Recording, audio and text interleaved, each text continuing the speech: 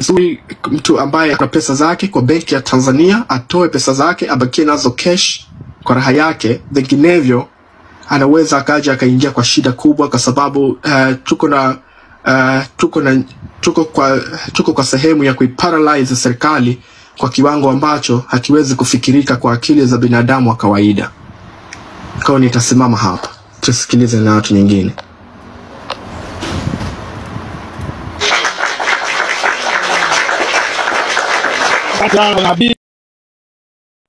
Nzuri mtu ambaye ana pesa zake kwa benki ya Tanzania atoe pesa zake abakie nazo cash kwa raha yake, vinginevyo anaweza akaja akaingia kwa shida kubwa, kwa sababu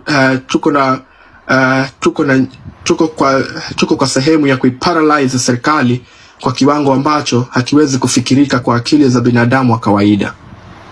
Kwa nitasimama hapa, tusikilize na watu nyingine.